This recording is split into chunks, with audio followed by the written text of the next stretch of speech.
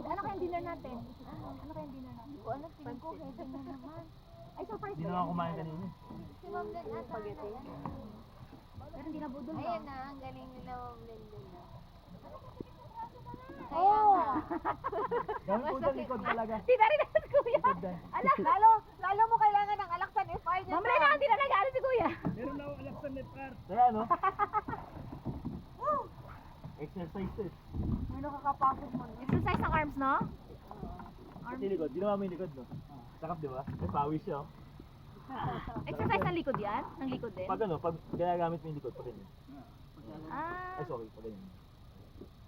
Ganun talaga dapat. Ako sa bilis. Pag kahit sa ako, wing sa gawa na ganyan. Hawak pa hawak. Tataob siya. Bali. Pagod na siya eh.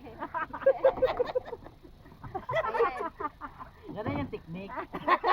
Ganun pala yun. Di ba, di ka nahulog?